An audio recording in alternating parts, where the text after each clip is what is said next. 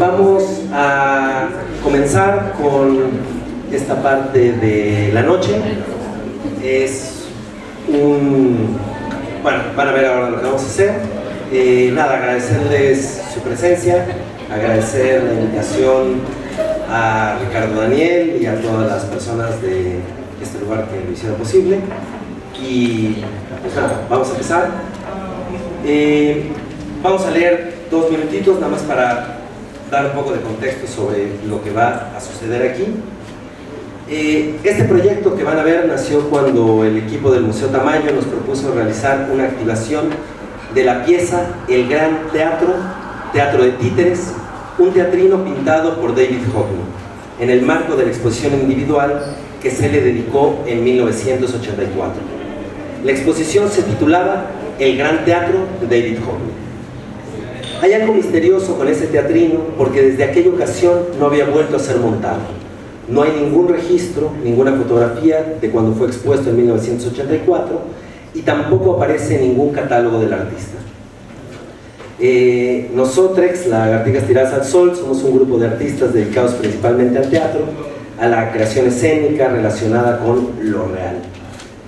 Ver la pieza de Hockney, ver al público, porque está como el teatrino, pero él también pintó a los espectadores de ese teatrino, ver al público representado en ella, nos hizo preguntarnos qué idea de teatro tenía David Hockney y cómo nos podemos relacionar con esa idea, con ese imaginario, con los códigos que propone. Es como un público como estilo ópera, así como gente vestida con frac y así. ¿Qué sentido tendría representar una obra en este teatrino en el marco de una exposición dentro de un museo en el año 2022 en México? De primer impulso pensamos en hacer una obra de títeres, pues para eso fue hecho el teatrino, pero ¿por qué recurrir a la mediación del cuerpo cuando veníamos de la pandemia y la pandemia nos había obligado a estar mediatizadas durante tantos meses? Un poco perdidas nos pusimos a revisar la vasta obra de Hockney, hasta que llegamos a un retrato que pintó sobre su padre, Portrait of My Father, de 1955, y es claramente una obra de juventud, pero algo misterioso nos conectó con esa pintura, el gesto melancólico, la mirada esquiva del padre. Creímos ver una difusa pero importante línea entre el retrato del padre de Hockney y nosotras y la exposición completa. Nos hizo pensar en la idea de padre, artista, hombre fuerte, presidente y la forma en que se estructura el país. Entonces decidimos escribir una carta a nuestro padre, 10 cartas escritas por 10 integrantes de Lagartijas Tiradas al Sol. Usar el teatro como un lugar para lo real, para proponer un juego, para poner en juego cosas que no se pueden jugar en la vida, un lugar de excepción. Escribimos las cartas por separado, luego hicimos algunas lecturas en línea, y el primer día que las leímos todas, ya en vivo, como presencialmente, terminamos con un sentimiento extraño y triste. Salimos al balcón y había una fiesta en la casa de enfrente del estudio que tenemos en Santa María de la Ribera, y era una fiesta como de adolescentes, se escuchaban las voces, y de pronto empezó a sonar la canción Mi Querido Viejo de Piero, y lo tomamos como una señal. Hablar de los padres para nosotras viene de años atrás. En 2012 presentamos en el Teatro El Milagro el ciclo La Invención de Nuestros Padres. Eran las obras El Rumor del Incendio, Montserrat y Se Rompen las Olas. Todas hechas por un intento de descifrar nuestro origen, de explicarnos tal vez algo imposible. Un enorme deseo de saber quiénes fueron las personas a quienes amamos o tratamos de amar, a las que reprochamos, reclamamos y agradecemos. ¿Quiénes nos trajeron aquí? ¿Quiénes fueron? Cada obra tuvo su vida y su muerte. Dejamos de actuarlas porque crecimos, porque las palabras mutan con el tiempo y nuestras narrativas tomaron otro cauce. Después llegó la invitación del Museo Tamayo y el padre volvió como un espectro a nuestro trabajo. Tal vez nunca se fue. Hablar de los padres siempre deja ver un destello de añoranza, rechazo y compasión. No importa cuándo leas esto. Todo hijo e hija nace con padre y madre, casi todas. Pero ser padre o madre es una elección, una decisión, un deseo, una noche o un accidente que siempre quisiéramos colocar en la caja del amor incondicional.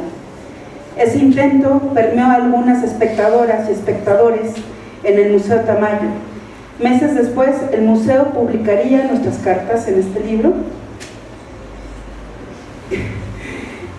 Y para el día de la presentación del libro decidimos invitar a algunas amigas y gente cercana que quisiera hacer el mismo ejercicio para sus padres o para ellas. Lo presentamos en el Cine Tonalá a finales del 2022 y hoy decidimos sumar a este ejercicio a Xochitl Franco, Estel Bobrik, Ricardo Daniel, Macarena Hernández y Maite Valencia. Bienvenidas a esta experiencia.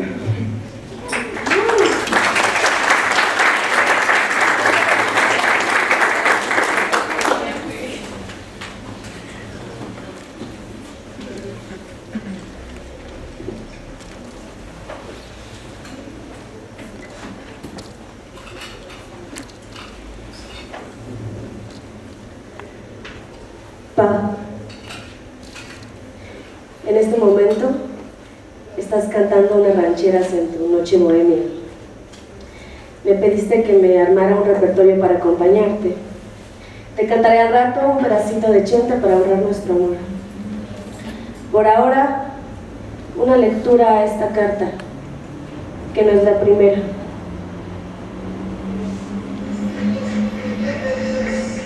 Muchas gracias, bienvenidos a esta moderna noche bohemia. Gracias por acompañarnos.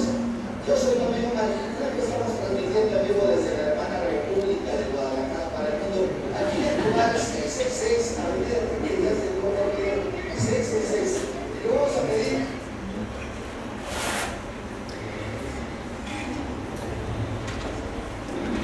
Me hice una serie de instrucciones en 7 pasos para entender que del miedo al narcisismo me da herramientas en el amor.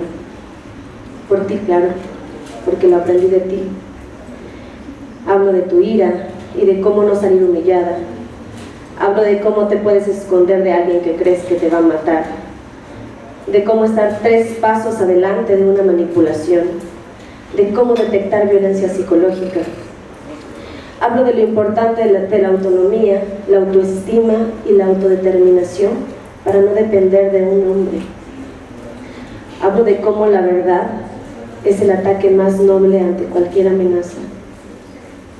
Hablo de cómo el tiempo es sabio y te enseña sobre el poder de decidir qué hacer con los recuerdos. Y cierro explicando lo indispensable de cuidar lo que vamos descubriendo del amor. En mi caso, del amor hacia los hombres. Pero nombrar paso a paso todo el instructivo me tomaba más de 5 minutos, 11 y medio para ser precisa. Y la dinámica de hoy requería de cuidar el tiempo de todos. Por eso he abierto aquí otro texto para ti. En eso no nos parecemos. Yo puedo delegar importancia antes de querer ser protagonista. Pero, como tengo tu gen, igual decidí traer impreso el código en QR del instructivo. Para quienes te escuchan, para quienes me escuchan, aquí está.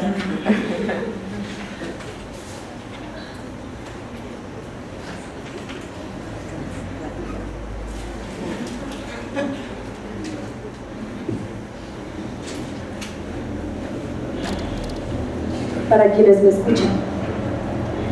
Y para ti. Por si un día quieres leerle este instructivo al niño que fuiste, que alguna vez también le tuvo mucho miedo a su papá y no supo qué hacer. Sé que desde la muerte de Omar las cosas han cambiado. Me da coraje que su muerte haya cambiado tu comportamiento hacia mí y al mismo tiempo me siento afortunada. Mi mente está viviendo una ruptura cuántica y mi cuerpo está intentando entender por qué todos cambiaron de repente, por qué específicamente tú ahora expresas tu amor hacia mí con tanta naturalidad, por qué de repente me dices bonita, por qué de repente me escribes te amo. Estoy intentando adaptarme a este porvenir post-mortem donde ahora me aceptas, pero no puedo evitar sentirme humillada cuando me hablas con ternura. Tanto me costó escribirte desde el corazón que decidí primero hacer un instructivo de cómo salvarme la vida ante ti que hacer una carta de amor. Igual esperaba que estuvieras orgulloso de notar que todo mi dolor está perfectamente acomodado en una metodología. Qué absurdo extrañar tu mirada de orgullo mientras hablo de cómo me hiere la manera en que me ejerces tu poder. ¿Será que me volví adicta al dolor o que aprendí que amar es igual a dolerme? Ojalá no. Igual tengo miedo de que mi instructivo no tenga la potencia de sanarte. Nada de lo que haga aminora el dolor que te convierte en monstruo. También sé que no me toca salvarte, ni a ti, ni a nadie, pero es esta angustia de no sentirme a salvo mientras las bestias están hambrientas, las que alimentan mi coraje. Alguien denles de comer, a mí no me toca. Alimenten a todos los monstruos heridos para que no se coman a nadie. Aliméntense solos. Escucho gritar por allá de repente, una mujer que no conozco, una mujer que quiere hablar por todas. Ya hemos hecho lo suficiente, aguantando su dolor. Que se laman solos las heridas. Yo volteo hacia ti, papá. Es que te tienes tanto miedo a ti mismo que ni te atreves a verte. No te atreves a verte herido, herido de machismo, demasiadas canciones de mariachi, demasiada depresión aprendida, demasiados instructivos mal aprendidos sobre cómo amar, cómo respetar y cómo reivindicar nuestros tratos hacia las personas que nos importan. Muy hondo nos hemos odiado y muy hondo nos hemos perdonado. Te amo tu hueso, Xochitl Franco.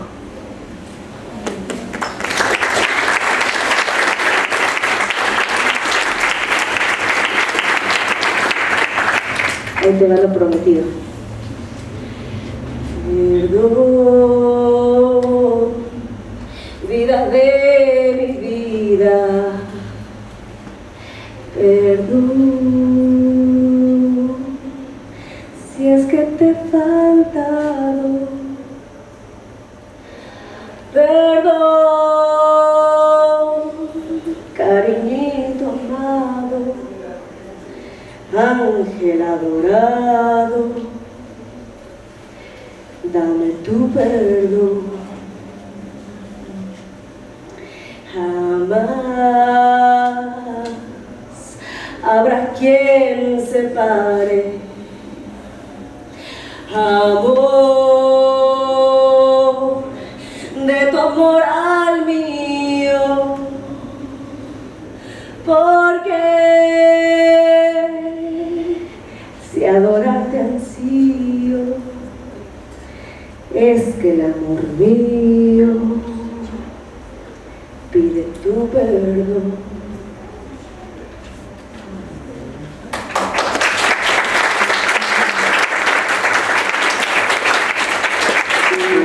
Porque usted ama a su familia, debe tranquilidad con Previsión General.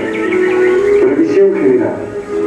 Todo resuelto desde hoy para un funeral a futuro. Reciba al representante de Previsión General.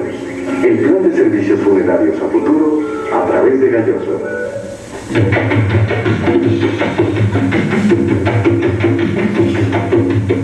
Usted nunca ha montado algo igual a Jeep.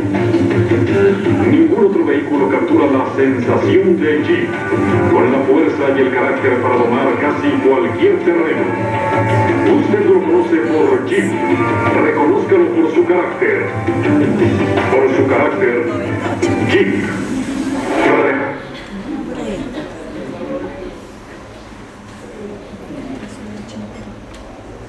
Querido Pa, cuando a principio de año te sentiste mal y luego te perdiste buscando la panadería, me di cuenta que si bien hace rato la memoria te andaba fallando, estaba comenzando otra cosa, algo que no había pasado antes. Después del susto te veo bien y me alegra haber seguido esa intuición de visitarte y estar ahí. Ya vas por los 88 y está bueno verte más.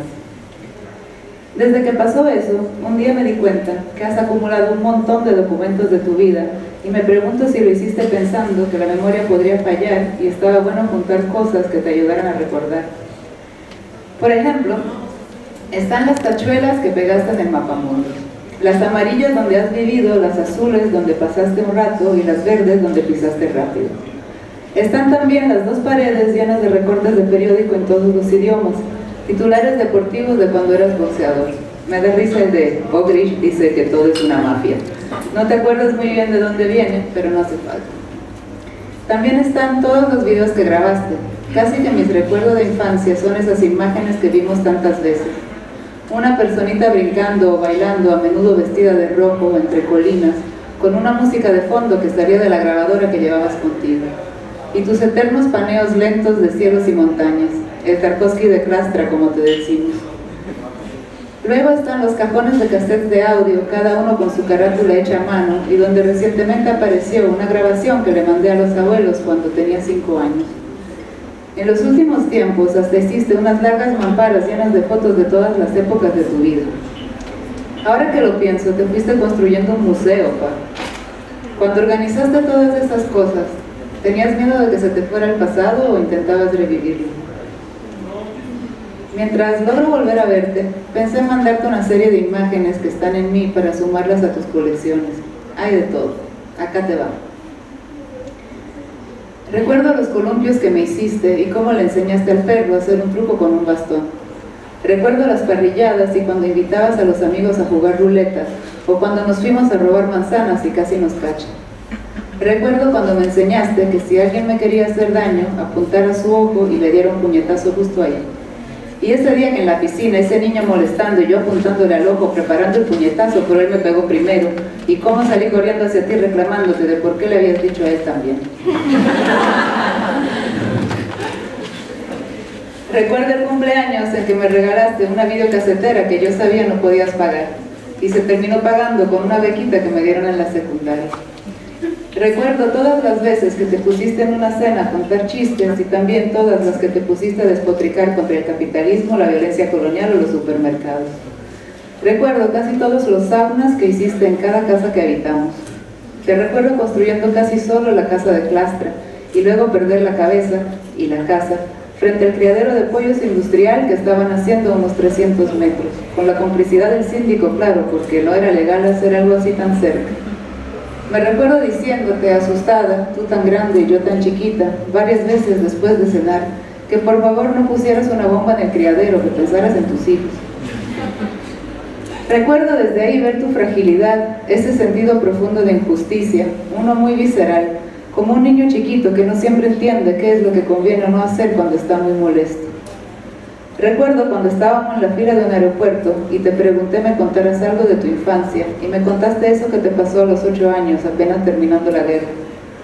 Por fin entendí de dónde venía ese sentido de injusticia tan infantil, ese que grita la violencia sin lograr procesarla, dejándose apoderar cada tanto por ella. Recuerdo todas las veces que te he visto molesto con Dios a pesar de no creer en Él, porque es un delincuente por permitir un mundo tan jodido. Y las veces que contaste tus historias de cómo los bomberos de Guatemala te dieron un reconocimiento, cómo resolviste una huelga en Colombia haciendo canchas de fútbol, o cuando tuviste que organizar en Libia una comida para 4.000 trabajadores y decidiste asar vacas enteras a una distancia de 200 metros cada una a lo largo de varios kilómetros. Esa imagen que nunca vi ya es casi apocalíptica en mi cabeza.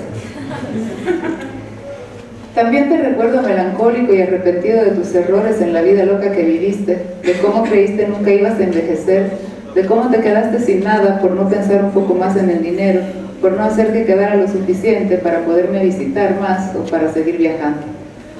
Después de 20 años, por fin logramos que vinieras a México. Recuerdo cuando pintamos el baúl que me hiciste y cómo llegaste con tu bocinita china y una USB llena de música. Te recuerdo buscando en cada tlapalería un tornillo específico para arreglarme una manija y también te recuerdo enseñándoles a mis amigas a saltar la cuerda. Desde niña tengo varios recuerdos de ti bailando y uno muy claro de una tarde que te pusiste a vivir la música como director de orquesta, a sentirla en todo tu cuerpo. Fue hermoso verte tan poseído. Tú y la música, pa. Como que hay una banda sonora constante en tu vida. La chica de Ipanema en todas sus versiones, Las aguas de marzo, Miles Davis, Desafinado, Billie Holiday, Louis Armstrong, en fin, los años dorados del jazz y el bossa nova una y otra vez. Ponías bocinas en todas partes y te la pasaba arreglando reproductores de todo tipo y haciendo compilaciones. El día que ya no estés, habrá un montón de música que tendré que evitar por completo por un rato o correr el riesgo de quebrarme en llanto con las primeras notas. Algunas canciones prácticamente son tú, están sonando desde que te conozco. Un día me dijiste que si no fuera por el boxeo hubieras sido un delincuente. Yo creo que si no fuera por la música no hubieras podido sanar un poco ese niño tan herido. Bueno, pa, me asusté esta primavera cuando no diferenciaste las calabazas de los jitomates para sembrarlos como cada año. Pero así andan las cosas y por lo menos tenemos todos esos archivos para sentarnos a recordar si logramos verlos pronto. Yo llevaré todos esos videos que me dio por hacer en los últimos años, grabándote recogiendo las hojas secas que tanto odias, preparando la cena o arreglando algo. Por lo pronto, por favor, recuerda tomar agua, caray, que yo la verdad no entiendo cómo llegaste tan sano y tan viejo sin tomar casi nada de agua. Y por favor, pa, no te olvides de seguir escuchando música. Y si un día no te acuerdas cómo ponerle play, pregunta. A pesar de que tus penas te hayan impedido a veces ver las que me provocaste, te quiero mucho y lo sabes, muchísimo. Espero verte pronto. Cookie, la otra vagabunda de la familia.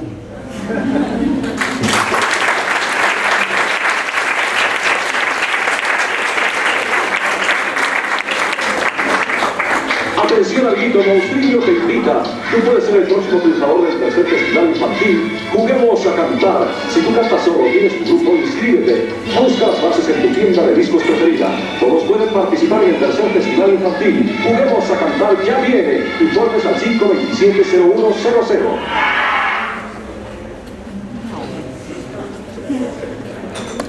Papaye. En realidad, papaye es una manera de decir compare. Según tú, así lo decía yo de niño. Y compare es una manera de referirse a los amigos en Monterrey. Así que compare, querido amigo, papá. Es gracioso escribirte una tercera carta que no leerás. De cierta forma, mi trabajo final aquí en Soma es algo parecido. Es una suerte de conversación contigo sin que estés presente.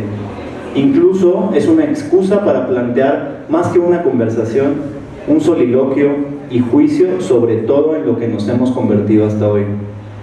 Es un ejercicio que me acerca más a ti con el objetivo de desvincularme simbólicamente de ti. La primera carta que no leíste fue una que te escribí cuando tenía 12 años. En ese entonces estaba leyendo un libro de psicomagia de Alejandro Jodorowsky, en el cual se planteaba un duelo autoinducido a través de una receta específica.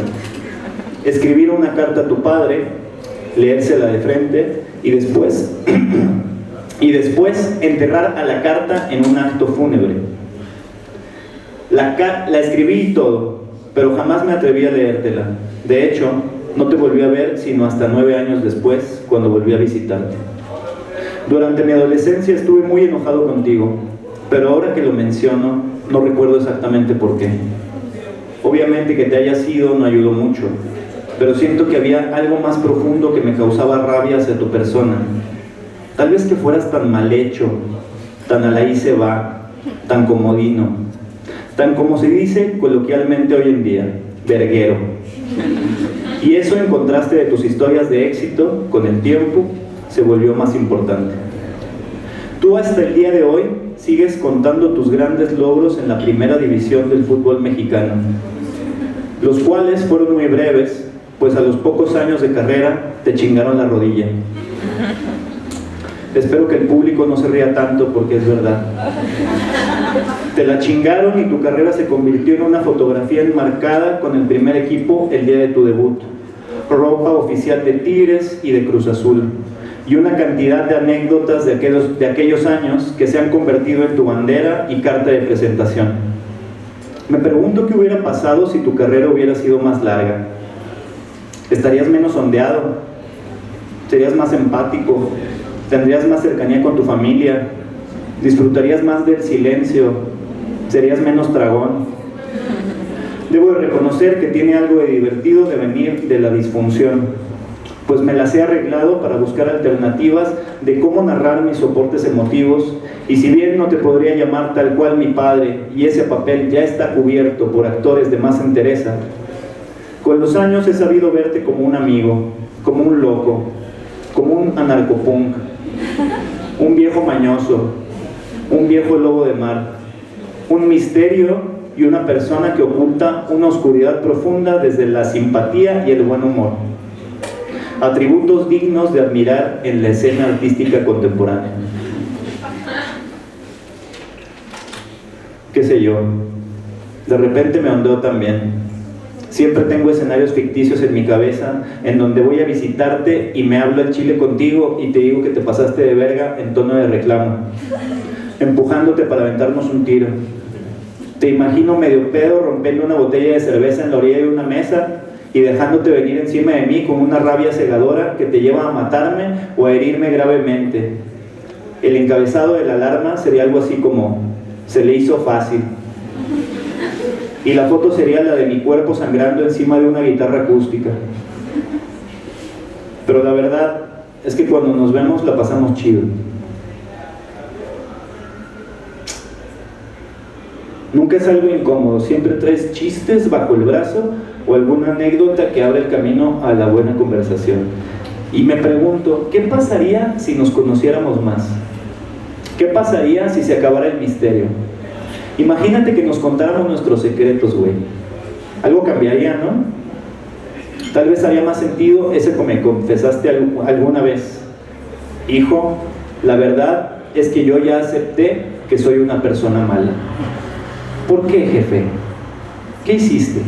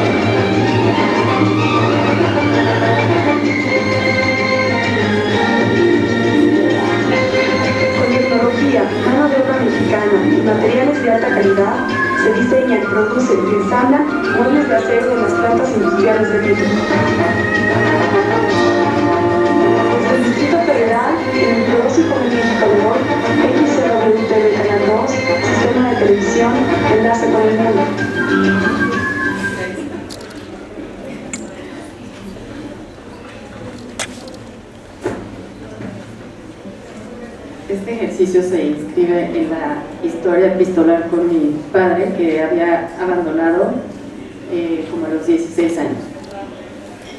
He tratado de empezar varias veces esta carta, me trabo, y es que ya de origen esta carta me lleva al desconcierto.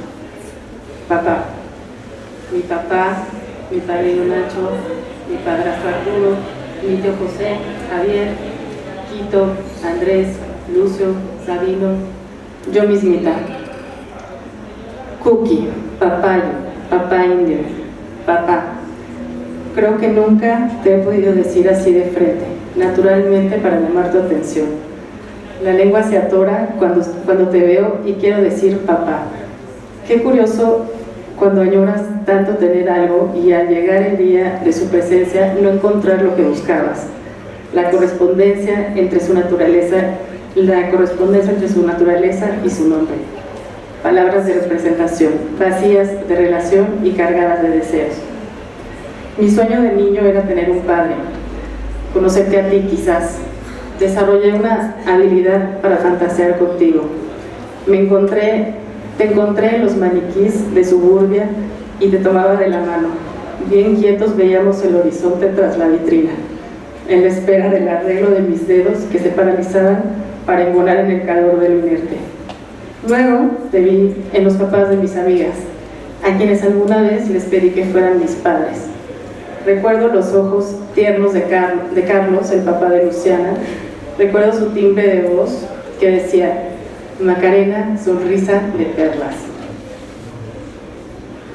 También te sentí en mi hermana, a quien acomodé injustamente con ayuda de mi madre en la cumbre de un juego monárquico. revuelto de abuso, cariño, eros, diversión, tristeza y soledad. Incluso, sin saberlo entonces, me entregaba en tu búsqueda a padres que no me respetaron y que tomaron algún provecho de la niña. Aprendí a animar fotografías tuyas, retratos tipo pasaporte, y sentir el volumen de tu rostro con movimientos casi imperceptibles. Construí a un padre que decía que me quería, pero que nunca había visto ni sentido su otra verdadera presencia.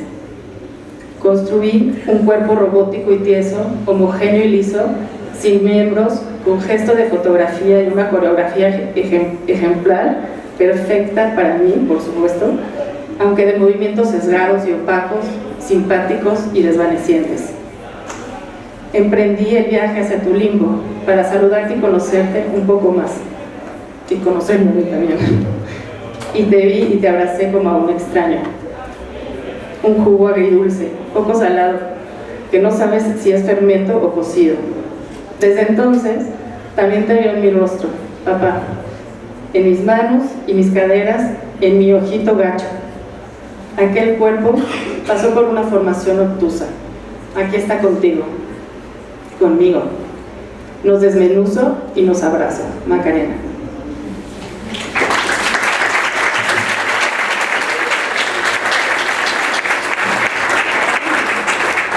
¿Cómo la hago? Hoy sin video. Papá, por ti volaré. Siempre fue una canción que escuchaste mucho. Había días donde la repetías una y otra vez, hasta que te quedabas dormido y alguno de nosotros tenía que ir a apagar el estéreo. Cuando he vuelto a escucharla, es inevitable pensar en ti y recordarte con una sonrisa. Sí, una sonrisa. Hoy, después de 10 años, ya puedo sonreír sin querer llorar a la vez, espero, aunque no sé. Cuando hablo de ti, me tomó 10 años poder pensar que iba a escribirte una carta para ser leída en público. Antes no hubiera podido, imposible. Era difícil hablar de tu muerte. A los 24 yo me sentía aún muy joven como para ya no tener papá.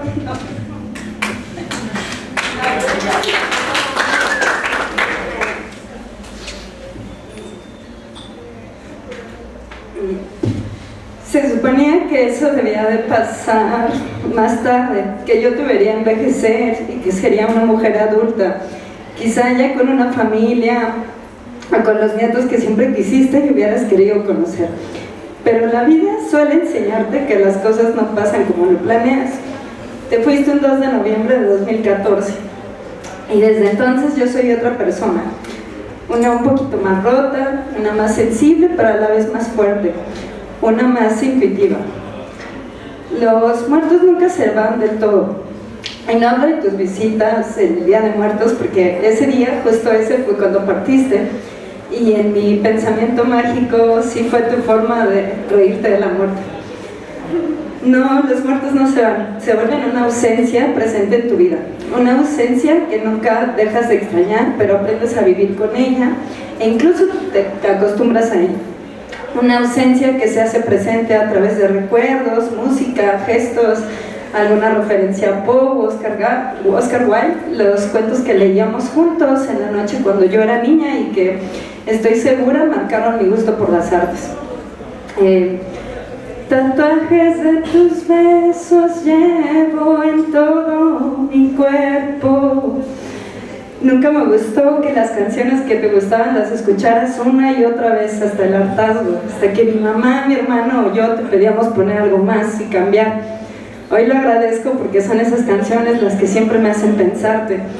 The Doors, Cerati, Frank Sinatra, Joan Sebastian, tus gustos tan eclécticos como la voracidad por vivir y gozar de todo, comer y disfrutar la comida como nadie, viajar, sentir el mar, bromear y contagiar tu risa toda la fiesta, ser el centro de la fiesta, bailar y reír hasta que ya no podíamos más, ser ligero con las cosas que no valían la pena, llorar enfrente de todos y mostrar que la sensibilidad también es algo masculino, Sí, reímos frente a todos, ¿por qué no llorar? Me dijiste alguna vez que estaba muy triste por mi primera ruptura amorosa y que también estaba muy avergonzada porque estaba llorando en medio de una fiesta familiar. Y bueno, así aprendí que también el dolor es algo con lo que se tiene que lidiar, no negarlo. Abrazarlo tanto como se abraza la vida, como abrazar a mi mamá cuando dormíamos juntas después de perderte y empezamos otra vida que no habíamos decidido ni querido. Una vida sin ti. Y aquí está mi mamá, que te amo mucho. Bueno, y luego...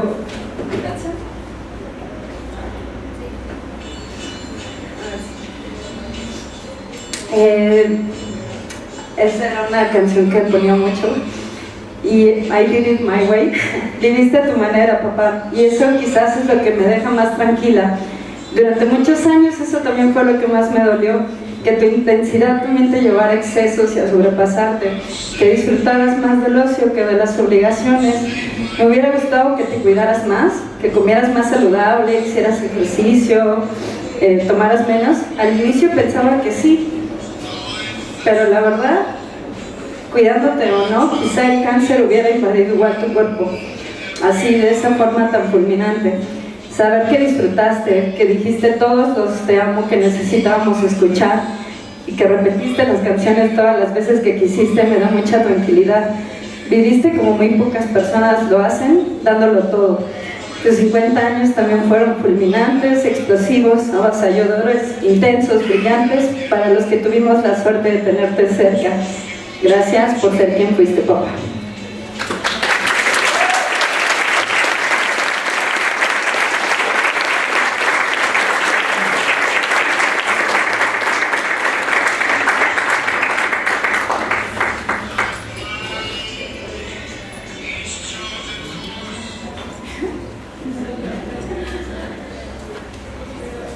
Una carta al Padre para ser leída en público es la premisa de este ejercicio o conjuro.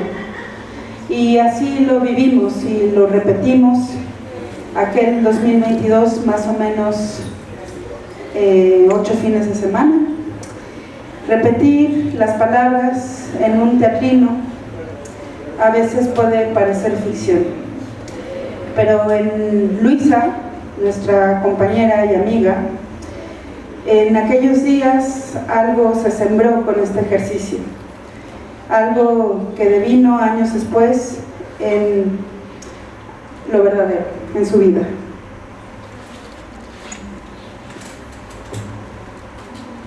Hola, les saludo desde Yusacino, Yanguitlán, Oaxaca. Les escribí un texto para cerrar este momento de Cartas al Padre. Ahí les va. Se ha escrito, pintado, filmado, fotografiado, montado obras sobre el Padre infinidad de veces. Obras y obras en torno a esta figura. Vínculos difusos, hermosos, profundos, dolorosos, quebrados, inciertos, restablecidos, brillantes, inventados. Nunca será suficiente para la creación porque todos tenemos de alguna manera Padre. Y también porque vivimos en sociedades tan apegadas a los líderes masculinos, jefes, presidentes, papas, sociedades atrapadas todavía en el mundo de los hombres. Mi relación con la creación y mi padre ha sido intensa. Hace más o menos 20 años intenté hacer un proyecto escénico llamado La tristeza de mi padre. Trataría sobre el padre de una colega y el mío, sobre ellos y el alcohol. Aquel proyecto no sucedió. En los últimos 6 años también colaboré con otras 3 creadoras escénicas en proyectos que trataban sobre sus padres. Y un día me pregunté por qué me buscaron estas 4 mujeres para colaborar en un proyecto sobre el padre. Entonces hice una breve pieza audiovisual que devino una especie de ficción que quedó a mi gusto bastante corta, porque me dejó a medias, me dejó dolida de alguna manera y no fue suficiente la indagación para entender lo que pasaba conmigo y mi papá.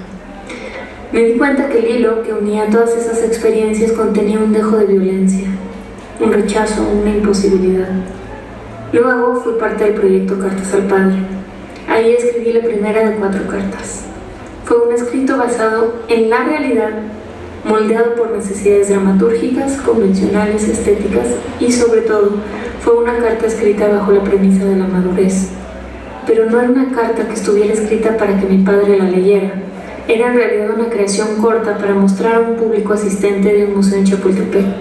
Esta carta fue un motor que respondía a cuestionamientos esenciales sobre la relación entre mi padre y yo y movilizó sentimientos y reflexiones que derivaron en una siguiente carta. Esta segunda carta sí fue escrita para que mi padre la leyera. Ahí intenté explicarle más de 2 años de distancia y de silencio. Pero sobre todo, ahí le hablé de la primera carta. Fue un poco extraño explicarle en esa carta a mi papá que ya le había escrito una carta que no le iba a mostrar, pero que con mi grupo de teatro habíamos leído frente a cientos de espectadores. Fue muy raro explicarle que gracias a esa carta le estaba escribiendo esta otra.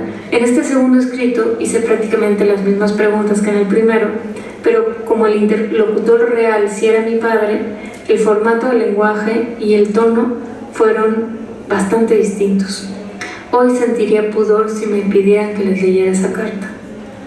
De hacerlo me sentiría un poquito traidora también. Mi papá me respondió con un mensaje de WhatsApp e hizo la propuesta de hacer una videollamada. Para entonces, el tema se estaba convirtiendo en el centro de mi vida interior, que normalmente es lo que determina lo que hago profesionalmente. En ese entonces yo estaba por viajar a Perú para dar un par de talleres a docentes y alumnos de la Universidad Católica, y era sobre la conferencia performativa. Me habían pedido para cerrar mi estancia una conferencia sobre la conferencia performativa. Al no haber hecho todavía la videollamada con mi padre, mis preguntas seguían sin respuesta. Yo estaba como hirviendo por dentro. Necesitaba entender, necesitaba cerrar esa puerta. Entonces recordé el proyecto Trunco, la tristeza de mi padre, y busqué en internet pensando que quizás alguien ya había tomado ese nombre para un proyecto artístico. Pero lo que encontré...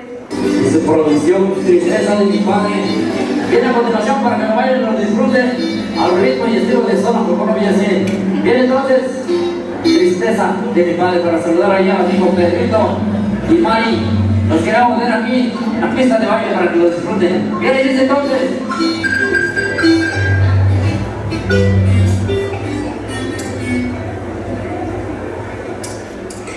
Y lo sentí como una señal porque también estábamos trabajando sobre Centroamérica y Guatemala había sido nuestro punto de partida. Entonces, con todas estas señales a favor, decidí que la conferencia performativa hablaría de la conferencia performativa a través de la relación con mi padre y se llamaría La tristeza de mi padre. Para ello escribí un texto que contenía fragmentos de mi pieza audiovisual, de la primera carta al padre, además de una tercera carta, y esta última estaba dedicada también a mi padre, pero nuevamente tenía destinatarias aleatorias, o sea, al público en general. Todo seguía teniendo un dejo de violencia, un rechazo, una imposibilidad. Y me preguntaba cómo en medio de una conferencia performativa podría metaforizar con las acciones y objetos del escenario esa relación, esa versión de mi relación con mi padre. Entonces decidí poner una tina en el escenario, llenarla de hielos, meterme, bañarme en cerveza y prepararme las cubas. Todo eso mientras explicaba en qué consiste, según yo, la conferencia performativa e hilar una historia a través de las cartas y ciertas imágenes. Fue bastante duro, fui bastante violenta conmigo, con mi cuerpo y con la imagen de mi papá. Después entendería que los secretos generan violencia, y entre mi padre y yo había una pregunta esencial que todavía no tenía respuesta. Un secreto muy bien guardado, doloroso, que cubrió mi vida de una especie de neblina durante 23 años. Una espectadora me felicitó después de la conferencia por mis acciones escénicas y me dijo que del contenido pensaba que todo era mentira. Otro espectador me dijo: le dijiste a tu papá lo que yo le quiero decir al mío porque nuestras historias son muy iguales. Es muy raro pensar que mostrando la vida de una se pone en perspectiva todo y que algo que parece único al final puede ser la historia de cualquiera, ¿no? 2 días después de esto, pude hacer la videollamada con mi padre y entre muchas otras cosas, él develó el secreto. Entonces una enorme grieta se abrió, me tragó, caí directo en alta mar. Y yo, la verdad, es que soy muy miedosa.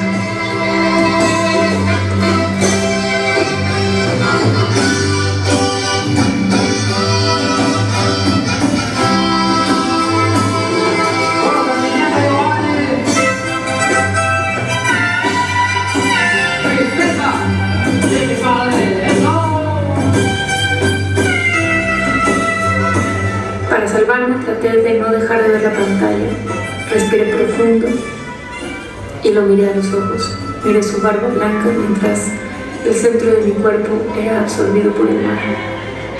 Las respuestas que obtuve ese día fueron absolutamente inesperadas, contrarias a mi versión de las cosas.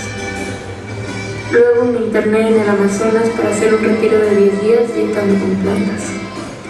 Ahí pude entender el poder de la creación. Ese poder de distanciarnos para después entender. Pude escribir una cuarta y última carta, muy breve, donde finalmente le pedí perdón a ese hombre que me dio la vida.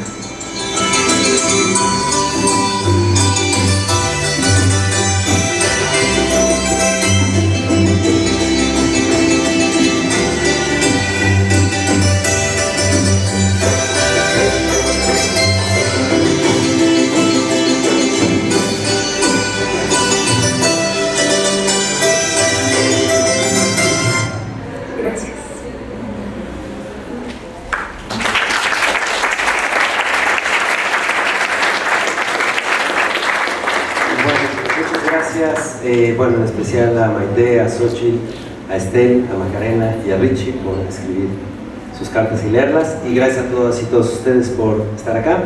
Y nada, creo que continuamos en la cantina. Sí. Gracias por venir.